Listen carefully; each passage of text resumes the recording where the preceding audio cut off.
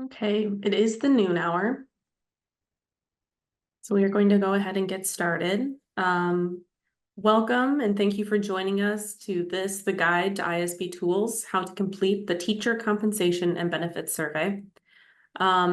Just an FYI, this is going to be recorded and we will make this webinar available to our membership shortly thereafter this presentation. My name is Anna Harmon. I am the Legal Services Director here at IASB, and we'll be presenting and hosting this presentation. I will allow Mike and Jan to introduce themselves really quickly if they are on. I know we had some technical difficulties earlier. Doesn't look like. Well, Mike and Jan, when they are able to join us, they are online for clarification and questions. They are our finance experts in the room. So as we go through the survey, feel free to interject with your questions. And Mike and Jan will freely interject with some tips or thoughts along the way. Mike is the Associate Executive Director of Government Relations and School Finance at IASB. And Jan is our School Finance Director at IASB. And big thank you to Marty Brightman as well for getting this webinar together. And she will be navigating the survey for us. So continuing on, this is the main page to actually access the survey. So this is under the HR Central page. You scroll down to the Teacher Compensation and Benefits Survey, and it's just that orange button that says take the survey. We also have other means of accessing the survey. In the chat right now is the direct link, so feel free to click the survey link through the chat, or every week we put out the news via board briefs, and the TCB survey link should be accessed or accessible through that as well. And again, if anyone's having issues connecting to the link or with the survey, just let us know and hopefully we can mitigate that as fast as possible. Additionally, make sure that you have the TCB Toolkit Survey checklist available and the documentation handy listed on the checklist. This information, having this information readily available makes the survey, makes filling out the survey much more efficient. And this information that you'll be inputting today is used to build our TCB toolkit for the 2025 school year, which we'll kind of talk about later on. And finally, we want to hear from you. So one of the big points that we have, or one of the main subjects that we want to hit in this presentation, is understanding what you may need, information you may need in the future through this survey. Oh, I'm so sorry. The survey link on the page goes to SurveyMonkey. Yes, so the SurveyMonkey should be the TCB survey. And if that's not taking you directly to the survey, please let us know. So feel free to send questions like just now via the chat, and we'll hopefully get to those as soon as possible. If there are more tech questions, they'll probably be answered within the chat itself. If it's questions regarding the survey substantively, myself, Chan, or Mike can jump in and we'll clarify some of that information.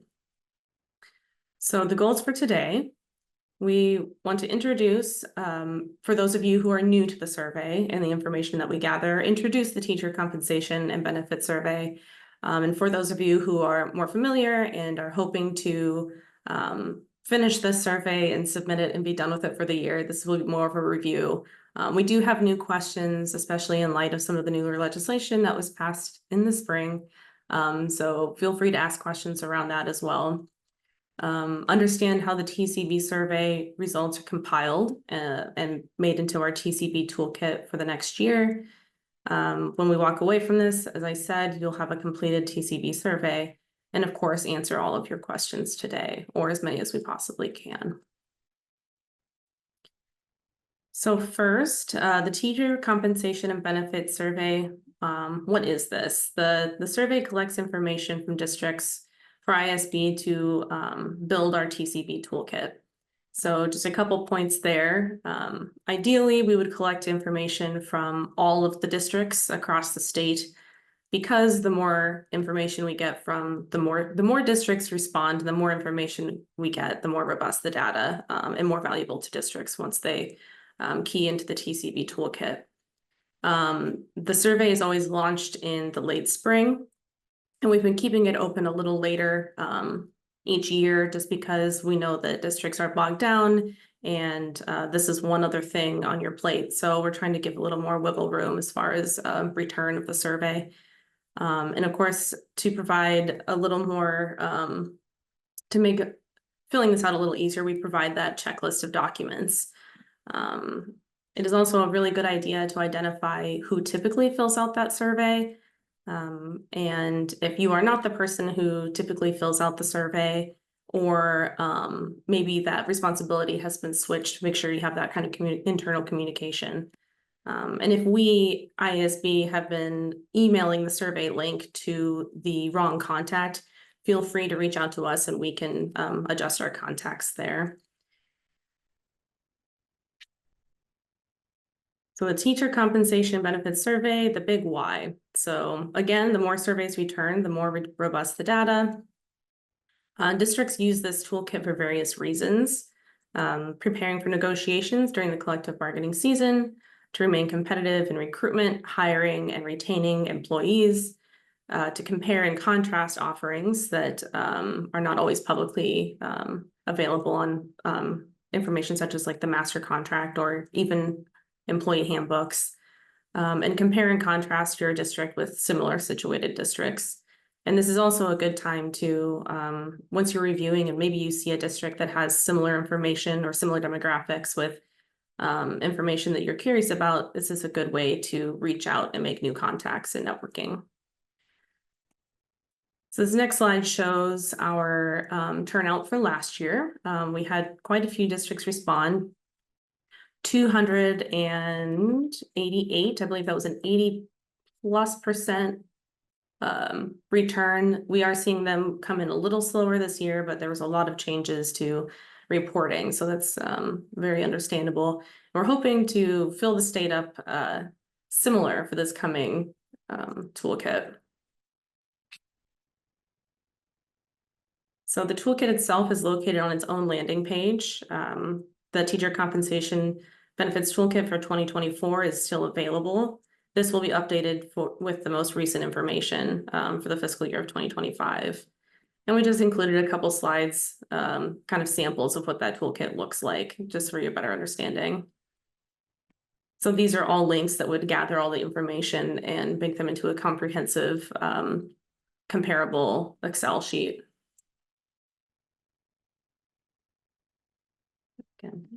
Okay. So before we get started with the actual demonstration, we're going to pause for any questions and make sure everybody has the link pulled up, the checklist available. And if you start to fall too far behind while we go through this survey, we are always available after the seminar to kind of guide through the survey. Again, we are encouraging questions to throughout the survey. We just want to make sure that we are making the best of your time. So, okay, so we'll get started. This first page is pretty generic. It's very basic information. So you choose your school district. Big thank you to Dallas Center Grimes for letting us use their information today as we navigate your job position. And number 3 helps us, again, kind of what we talked about earlier, who we should be talking or contacting when we send the survey out each year. So if, say, Michelle is no longer the SBO of Dallas Center Grimes, we at least know the SBO is the person that we typically would be sending the survey to. And then your district legal counsel. Next page. That one's fairly painless. So does your district have a multi-year contract, yes or no? And this will always depend, how you answer will depend on what your next page may look like. So does your district have a labor management committee? We've gotten a few more questions on this last year and quite a few more questions on labor management committees again this year. And just to clarify, these are committees that are typically made up of an equal number of representatives from the school district or the AAs and your labor unions. So they're designed to build better working relationships between the district and the employees. And they're established to address specific issues, so healthcare costs or broader issues such as how to like build and maintain your workplace. And they're becoming a little more, we're getting a little more questions on them, mostly because there's just more to negotiate as of right now. So has your district ever utilized an impasse agreement?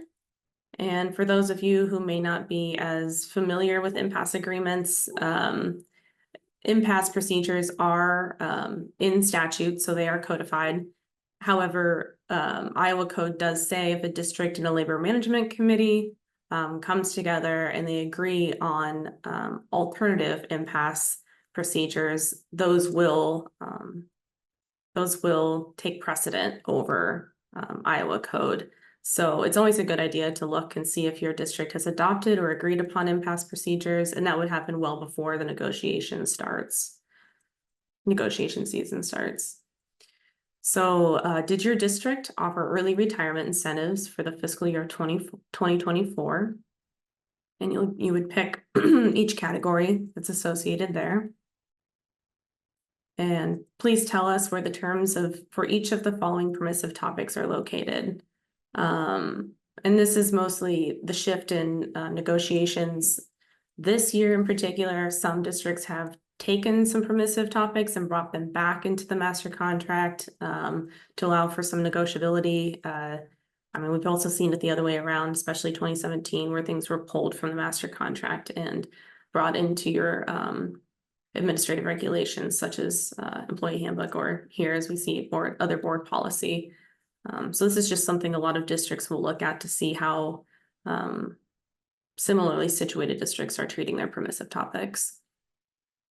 So please tell us what permissive topics of bargaining had changes for the fiscal year 2025. You would just list all of the options here. We have no changes. In box 11, you will have to list something. So if you listed leaves of absence change, we do ask you to clarify a little bit. Of course, if there are no changes, just reiterate that in box 11 so you can continue with the survey. Please tell us what prohibited topics of bargaining had changes for fiscal year 2025. Again, same thing. Go ahead and click what has changed. If there are no changes, we'll need that to be reiterated in question number 13 in order to move on with the survey.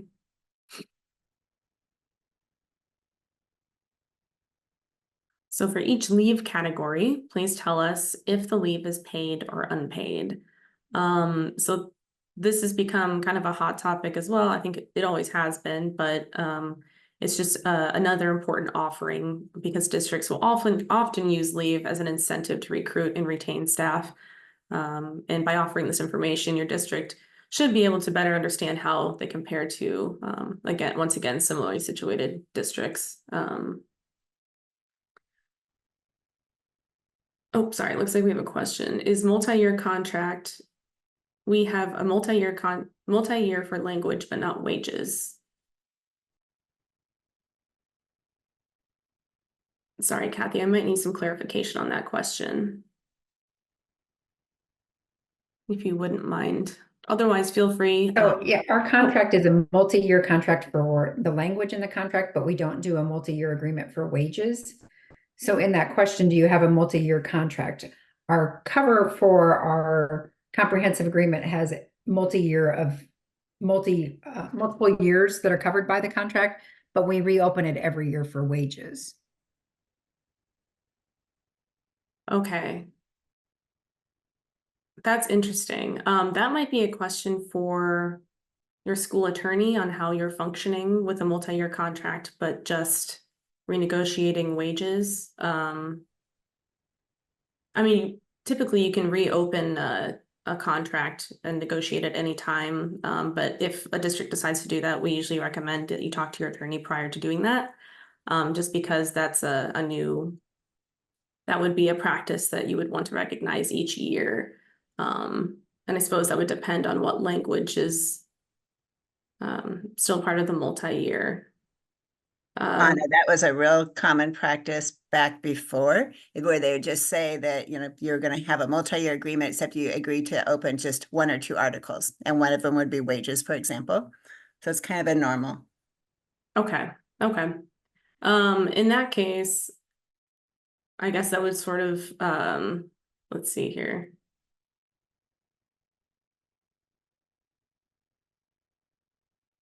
Jan, I may poll you on this one. Do we want the data to be multi-year contract for wages, or do we want that to reflect the entirety of the contract being reopened? I think for the most part, we're looking at the wage part for this, for the multi-year. Okay. Because we're not going to be comparing on the other pieces of the language. So I would say Okay. probably just the finance. We could always make it a 2-part in the future, though. So that's a good clarifying question. That is really good. We'll keep that in mind for next year. Okay, yep. So in this case, if it's a multi-year contract and you're reopening it for just the wages, feel free to answer that question. Yes, that it is a multi-year contract. And to clarify my previous statements, if a district is hoping to open up the contract, which this might have been my misunderstanding, mid-year for any other reasons, maybe negotiate leave or something that wasn't taken in consideration before, we do recommend to talk to your attorney before opening a contract. I do believe this was a practice that may have occurred due to TSS as well. Just because if we do start reopening contracts outside of negotiation season, that could be looked at as a regular practice, and it'd be good to have an attorney involved in that. So we have, the question was whether, yeah, so for now, what we're saying is if you open your contract just for wages, that is going to be a yes in that question for multi-year question or multi-year contract. Does that clarify that? Okay, so we will move on. Number 15, does your district offer a sick leave bank? This is a question we have gotten quite a bit the last couple years. If just kind of an FYI, once again, if you decide to offer a sick leave bank, sick leave is statutorily given to employees. So it's kind of a gray area when you start to donate sick leave into a bank.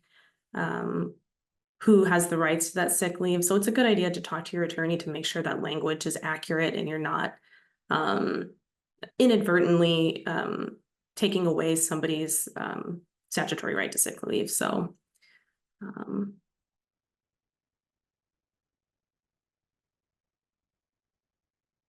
so for single health plans, how much is the employer contributing to the annual single health plan insurance premium? And this one, we have 4 different options. So the employer pays the entire amount, the dollar amount, the percentage, or not offer at all. If you pick the dollar amount or the percentage amount, it will take you to a page that requires you to enter the dollar amount. And then of course, similarly with the percentage, it'll take you to a page that requests the percentage. So for a family health plan, how much is the employer contributing to the annual insurance premium? Same thing, this drop-down box will give you 4 options.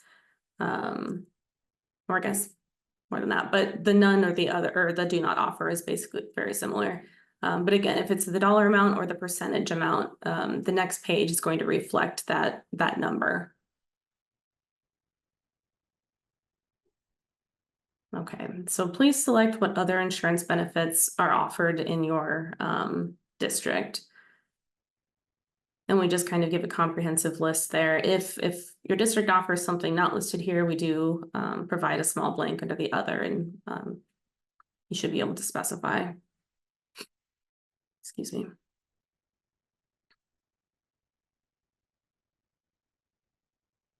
And if your district has opted out altogether of the health insurance plan, please list the categories that may be impacted. And again, if there is none, just fill it in with NA. That way we can continue on with the survey. Okay. So how does your district compensate teachers? And this is the salary schedule. And this year specifically, we've seen districts getting a little more creative considering the TSS. So if that is different than your typical salary schedule, you will want to click the other. But for this purpose, we'll click salary schedule. So did your district make changes to lanes or numbers of steps in your salary schedule this year? That's a straightforward yes or no question. Has your district discussed alternatives to traditional salary schedule for the future? And this is fairly important. We've gotten a lot of districts asking questions about alternatives to salary schedule, especially in light of recent legislation. And even if your district isn't implementing it this year, if they're discussing it for next year, this would be a good way to communicate that to other districts and potentially create that networking of that communication. Does your administration have the authority to place teachers on salary schedule regardless of experience in education? Here's yes or no. So what step does your district place a new teacher with no experience? And does your district offer incentive pay to teachers? Yes or no?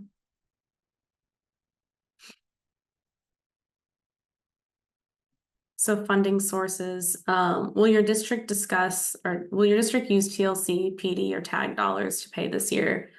So basically this question is asking, and just to clarify these again, is whether or not your district is anticipating any using any ending categorical fund balances or current allocations for teacher leadership, the PD or TAG. And that would be in reference to the questions 26 and 27. So it wouldn't be the full totals, if that makes sense. And does your district plan on using any of your AEA media education service funds to pay teacher salaries this year? And this one is in reference to the consolidation of AEAs and the extra funding schools are maybe receiving, and whether or not those dollars are being being used to fund teacher salaries. So Anna, just for further clarification, we're just looking for those dollar amounts and those categoricals that are being transferred to TSS that the legislature allowed last year. We're not looking for your normal salaries paid under TLC, for example. Correct. Thank you, Jim. And again, please feel free to interject if there needs to be any more clarification. I know some of these questions can be a little confusing, and the more we get to clarify during this webinar, the more we can make this survey clearer in the future and pull the data that districts actually need to be using and would be referencing in the toolkit. Excuse me. What is the starting salary for a first-year teacher? And include the TSS here. And note, we did make note this year, please do not include percentages, commas, periods, things like that. Excuse me, it should be the numbers. And this just helps with data entry. So what would a teacher in your district who has a BA and no additional credits and 10 years of experience be paid? Does your district have a BA maximum salary? If yes, this will navigate to a different page. If no, it will end there. And this is where you will enter your BA salary.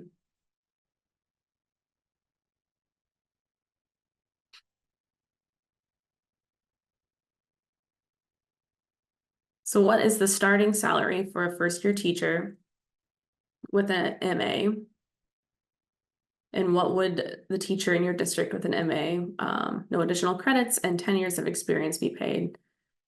And once again, whole numbers, try to avoid percentage signs, dollar signs, commas, etc.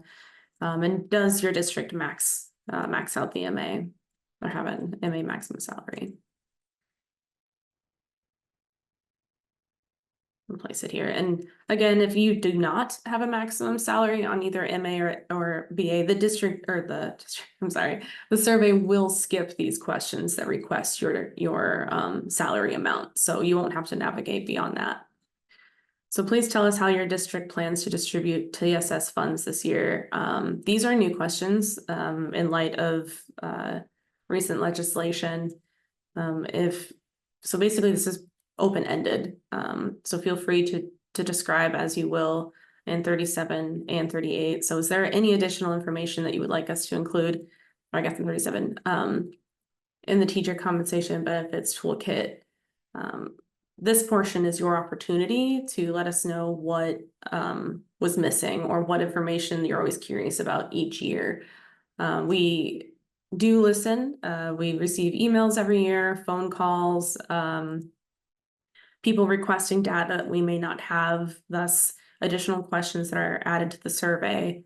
However, we do try to keep the survey short and sweet, so we aren't wasting district time as well.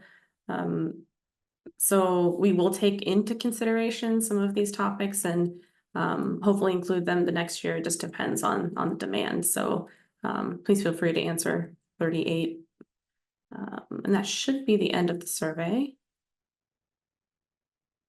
Oops. Oh yes. So as we said, you do have to fill out every blank. Otherwise it won't let you continue through the survey. I am very new to the district. Can last year's survey be used? More than likely not. Cindy, I'm going to clarify. Are you asking if you can use the answers from last year's survey to answer this year's survey? I'm very new. Mhm. And so I really don't know the answers to the survey questions yet to complete them. So I'm trying to find out what I should do, just not do the survey. Can we use last year's? I wasn't sure what to ask.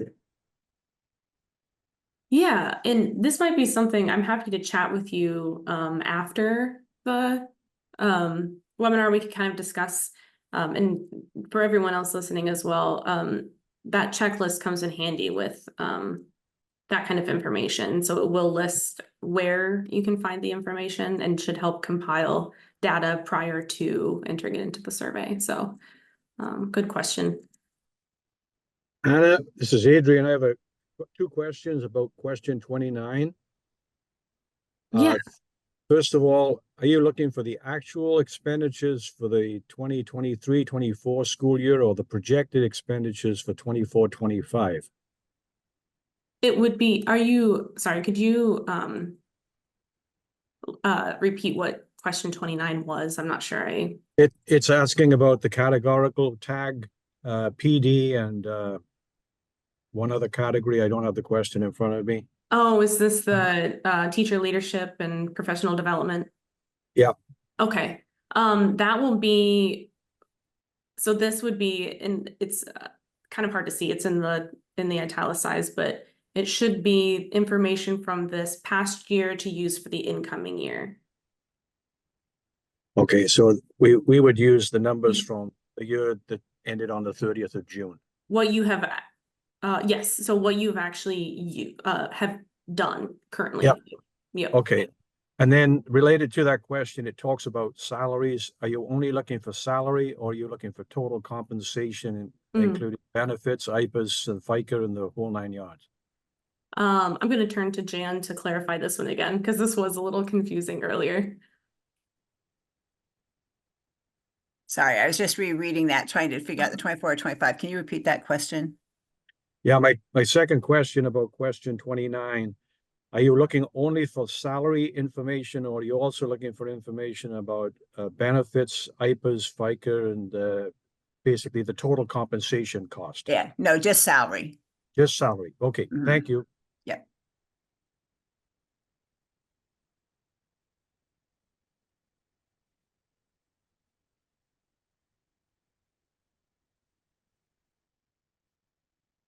Okay, do we have any other questions?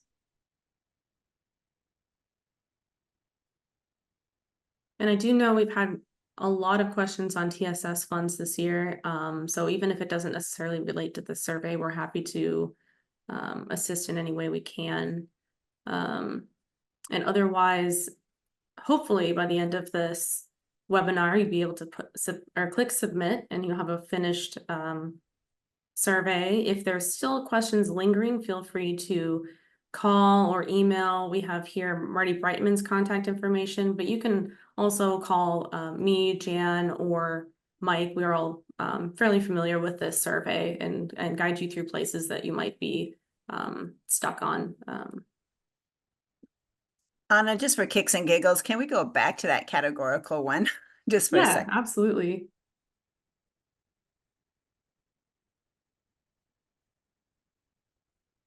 Oh, yes, and Mike just posted the checklist into the chat. So if you're looking for that, it's that link is available.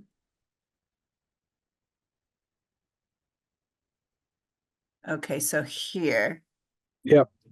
So we're asking them, will the district use these dollars to pay teacher salaries this year? So, in my mind, when I think about this, I think about what monies are you using in order for that you're negotiated for your FY25? And because in FY24, you probably didn't do a whole heck of a lot because that was just passed, right? So I don't know, Anna, are you wanting to know what they're using for the compensation for FY25? Because that's what we're reporting on. Yes, so, and I might not have been clear on that. So what you currently are planning on doing that will impact your FY25. Okay, Does that very make good. Thank you. Okay. Any other questions?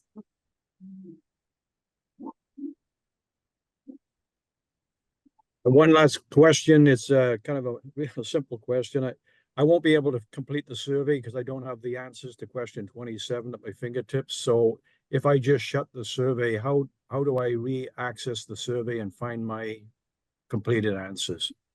Yeah, so that's a great question. The survey saves your spot. So irregardless if you exit out and go back to the link again, it will come back. It will save all information that you have entered up until that point. So you won't lose anything. You won't have to restart the survey again. Okay. Great. Thank you. Any other questions? All right. Well, thank you very much again for joining us today for the Teacher Compensation and Benefits Survey webinar. If you have any other questions outside of this, please feel free to reach out. And again, this webinar is meant for those who have filled out the survey and are very familiar, and those who have never filled out the survey and are not familiar. So feel free to contact us and we can kind of guide you through this information, or at least find someone that can. All right, thank you.